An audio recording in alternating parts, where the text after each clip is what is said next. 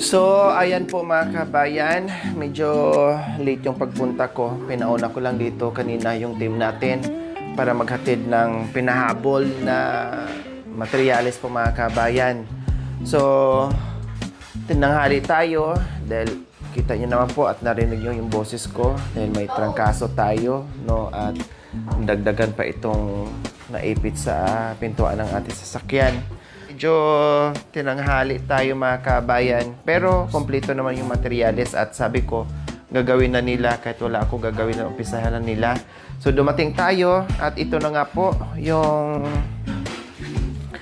kanilang nagawa. Oh wow!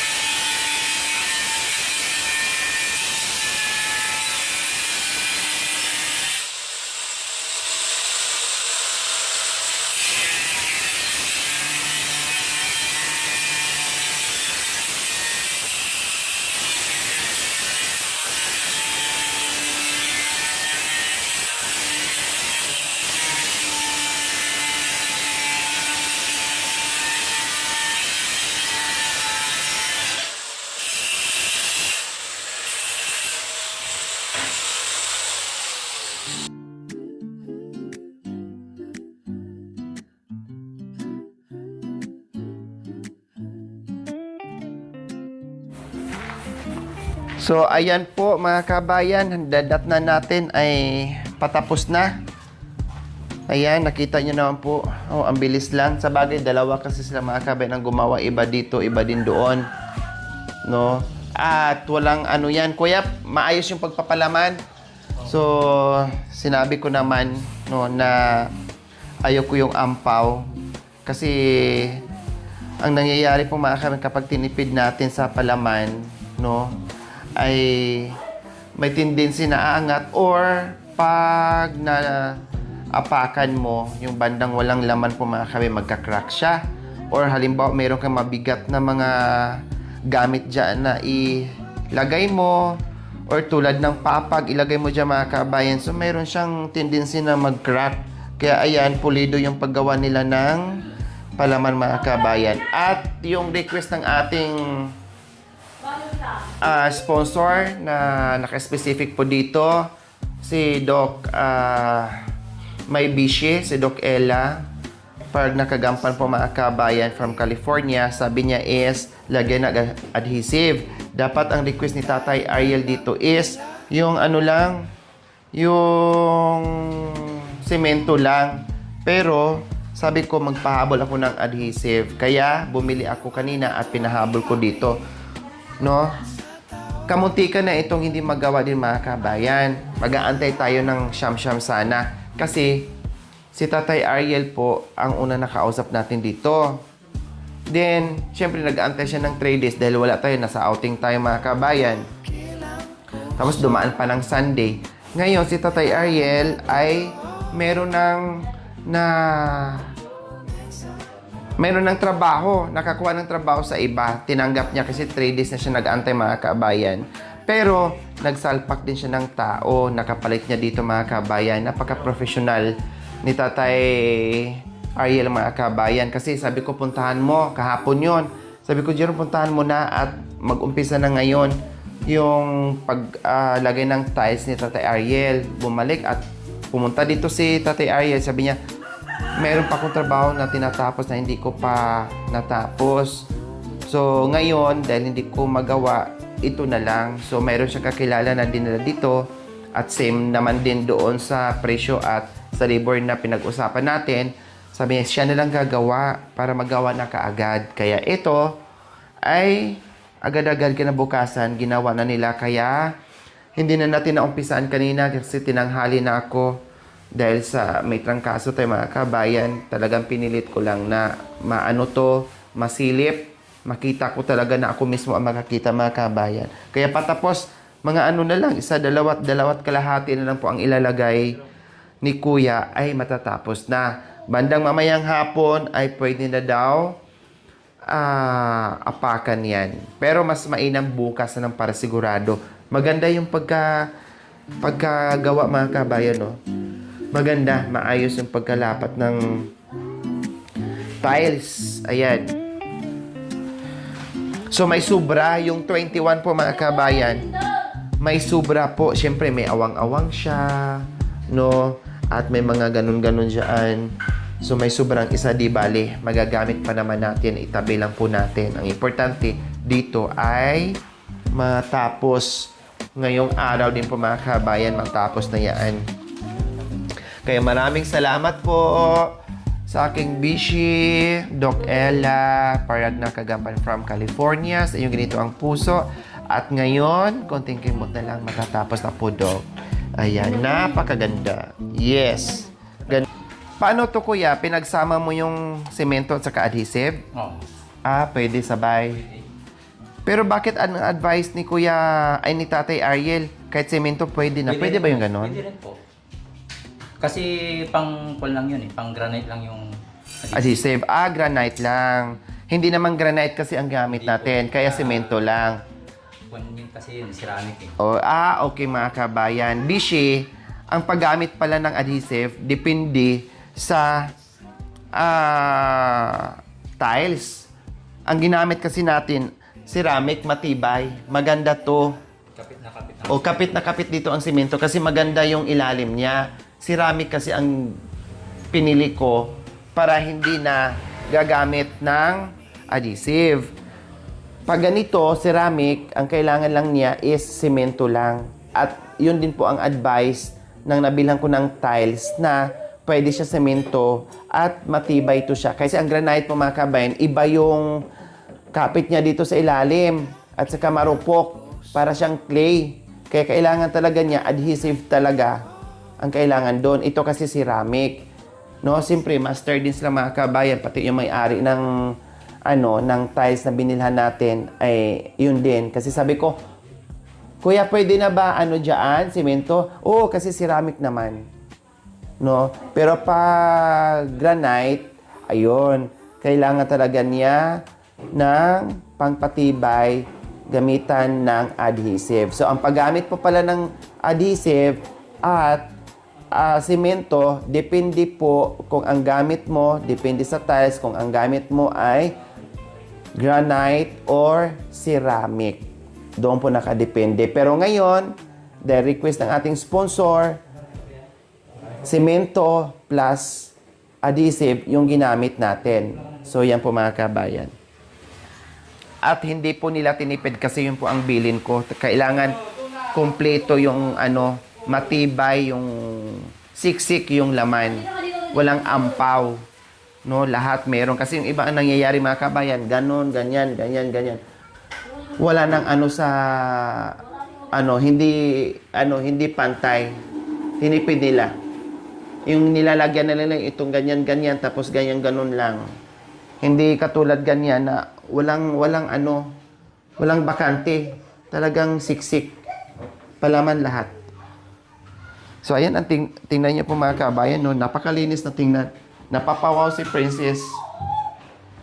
Napapawaw siya sa wow, ang ganda na, ang linis-linis tingnan. Lalo na pag napinturahan to mga kabayan, bongacious na talaga. Plus, nakasamihan to. Naku, bongacious. Dinaig pa nila ako mga kabayan, sa totoo lang. No? Kaya, ang kalinisan ay nasa mga kamay ni Princess kung paano ito linisin. Ate Princess, halika. Sabi mo kanina, ang ganda-ganda na. 'Di ba? Lalo na pag natapos 'yan. Ganyan kaganda 'yan, ha? Ganyan kaganda 'yan. Kahit abutan pa ng ilang taon 'yan, ganun at ganun pa rin manatili yung ganda ng tiles at linis diyan, ha? Dahil ikaw nangarap na maging ganyan, tapos ito, sabi mo sana ito din ma-tiles. Pero baka naman sige ka ng paganda ng bahay, tapos dugyutin mo rin, humanda ka sa akin. Hindi naman kami Kaya nga, siyempre, pinapaganda natin yung bahay mo. So, pagandahin ang pagandahin, manatiling maganda ang bahay na hindi magiging marumi. Ito din, mami. Oh, di ba? Oh, kita mo, kasasabi ko lang. Sabi mo, ito rin, tinatiles. Oh, gusto mo ipatiles lahat, pati kisami mo, itiles natin yan, pati bubong. Oh. Ang tanong ngayon, maalagaan mo at ma-maintain mo yung linis. Oh, yun. Yun ang tanong natin. Wag anak. Mabasag yan, plus mabasag din yung paa mo. Dahil ano yan, pag nabasag yan, matalas yan. Yun pala ang difference mga kabay. Matibay pala, maganda pala itong ceramic. Ito ang ano sa lahat po na nagpapagawa ng bahay. Yan pala tandaan. Kailangan ceramic yung dito. Kasi matibay yung likuran. Pag granite, marupok, parang clay. Pinakita sa akin kaya alam ko yung difference ng ano. Oo nga, ito, totoo nga yung sinabi ng ano. Ganun pala. May mga kanya-kanya silang ano, disadvantages at saka advantages ang ating mga tiles. Kaya kailangan marunong ka talaga. May idea ka tulad ng gumagawa. Siyempre, expert na sila. Kung anong dapat, expert na sila. Yan ang trabaho nila eh. Yan ang expertation nila eh. Pablo and Kuya Mac, kaya nyo ba? Marunong po, pero hindi namin gamay ng bongga. Kasi may mga kanya-kanya silang expertation. No? May mga kanya-kanya silang ano mga kabayan. Sila, doon lang, sa pagbubong, sa pagsimento, yan ang linya nila. Ito man iba. Kasi kung hindi ka rin marunong dyan mga kabayan, syempre, yung iba na nangyayari na bakit naglilitawan, umaangat, kasi kulang yun. Kulang sa palaman. Sige po. Tinitipid nila yung palaman ng mga kabayan, kaya umaangat.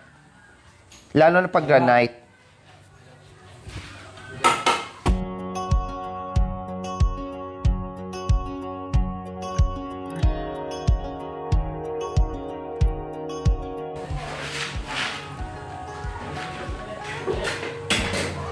Sabi ni Kuya, mamayang hapon, pwede na daw, pero bukas na lang Kuya, para sigurado, no? Para kapit na kapit talaga. O, ayan, no? Pinunasan ni Kuya, pero ang kintab na, oh. Lalo pag nalinisan ni Princess ng bongga yan. Princess, huwag niyo itong apakan, ha? Sarado. Oo. Hindi, kahit yung matuyo na huwag niyong apakan. Pag mapasok kayo dyan, paggapang kayo. Para hindi madumihan. Yung paggapang style. Huwag niyong apakan sa paa niyo, babakat ang paa niyo. Oo, ganun. O kaya gumamit kayo ng hakbangan. O kaya lubid. Para maglubid kayo papunta doon. Para hindi maano, para hindi madumihan. Yan ba style? Gabang? Tinan mo, pinunasan ni Kuya, Kintab-kintab na. Kami na ba yan? Hindi pwedeng paapaan lang kasi wala kang polisher. Kailangan kamay talaga. Iba. Alay. So, ayan po mga kabayan, kasi ang bintana, inaantay pa natin hanggang Saturday. No? Kaya sayang yung mga panahon na unahin yung bintana bago yung tiles. O habang nag-aantay ito sa bintana, wala namang problema kung nauna yung tiles para hindi mabakante yung araw natin na mag-aantay. Unahin muna natin yung yung tiles. Ang bintana pwede naman, wala namang problema kung kung nandiyan na yung tiles na ginagawa natin yung bintana, hindi naman magdudumi ng bongga. Mas magdudumi kung magpipintura dyan. Siyempre, maglagay tayo ng sapin para hindi kakalat yung pintura dyan mga kabayan. Tamang-tama, nandyan na yung tiles, inaantay natin yung bintana, kundi wala nang problema, pintura na naman ang tirahin natin.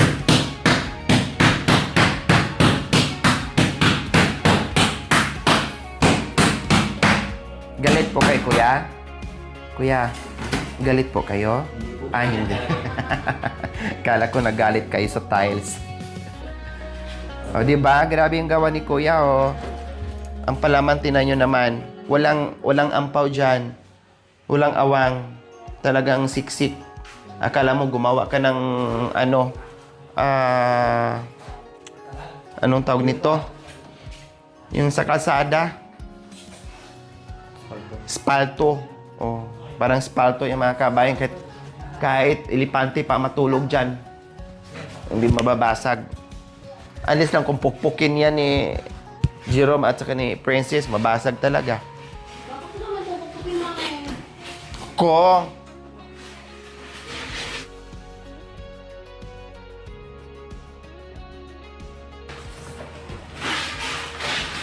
Kung marami palang chucho pag ano ko yan, no? Sa tiles. Depende sa kung din gumagawa.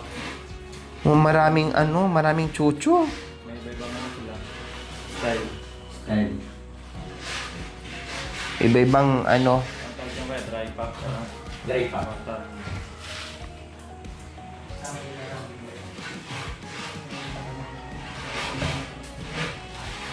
Kanya-kanya talaga ng expertise mga kabayan, no?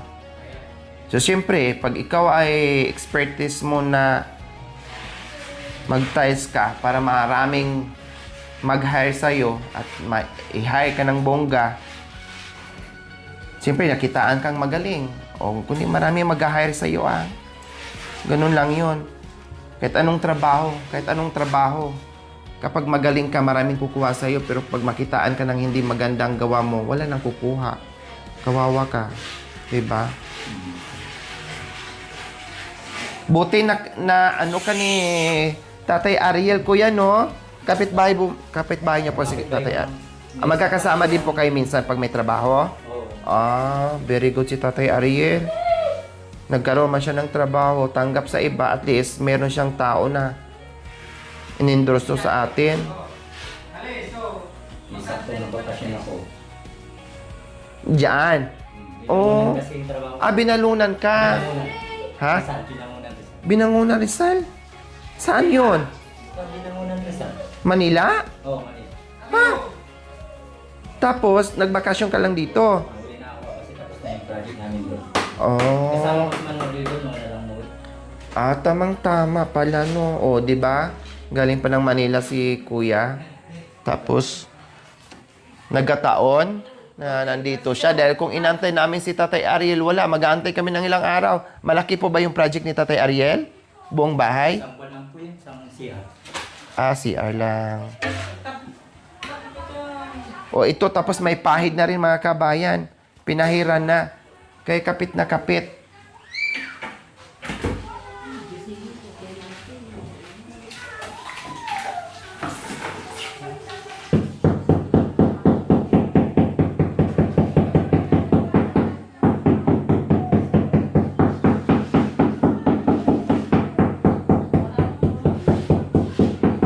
Kapit na kapit yung ano.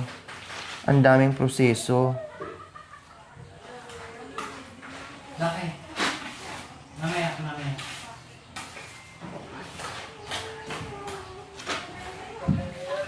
Medyo mahirap pala mag-tiles ng mga kabayan. No? Bakit yung iba, kuya, na parang may mga awang-awang, hindi pulido yung paglagay ng... Dipinti ko sa gumagawa eh. Oh. Parang ano yun, malalagay. Tapos pag pukpukin mo, malalaman mo kasi, kuya, pag pinukpok mo kung may laman o wala eh. Oo, iba yung tunog. Iba yung tunog. Kaya ang tiles sa amin, mga kabayan, ganyan na nangyari.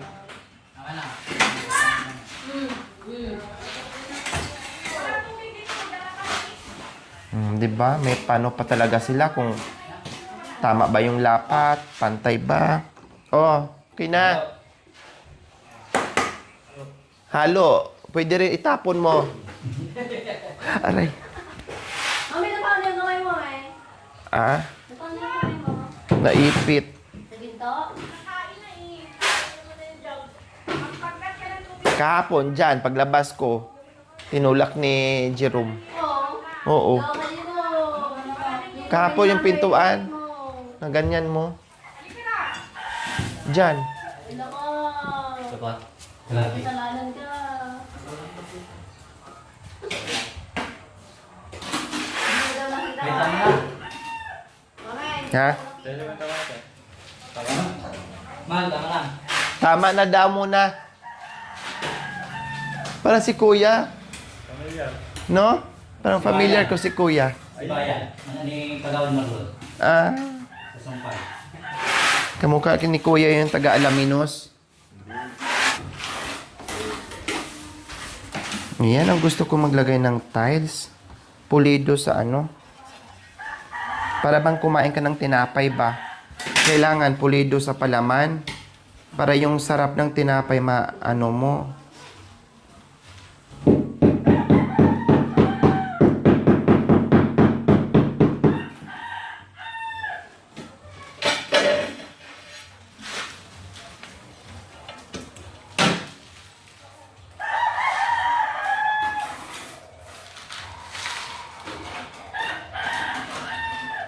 Madali lang pala siyang matuyo mga kabayan, no? Kasi sabi ni Kuya, pwede na daw mamayang hapon.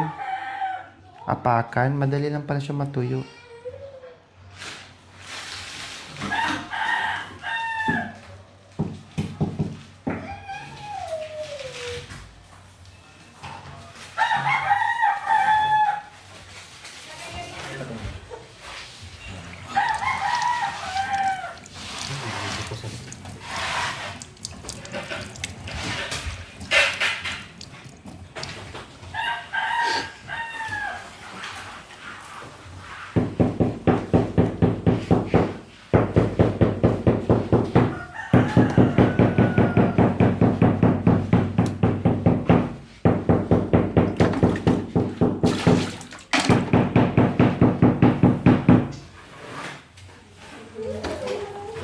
Nalagyan pa ng grout kayo, no? Yung pagitan niya.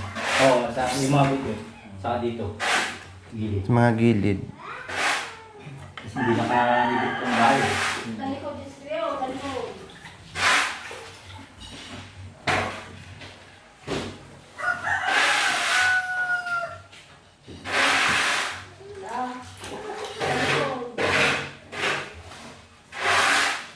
Ngayon din yung lalagyan ng grout, Kuya. Hindi po, baka bukas na rin. Kasi patuyuin pa, no? Oo, hindi kasi maapakan pa. Bukas mga kabay mag-grout sila. Yung mga pagitan.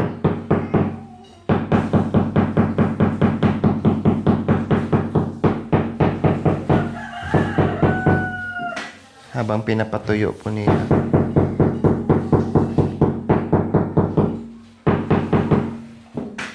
Tabi kayo, tabi. Tabi, gilid.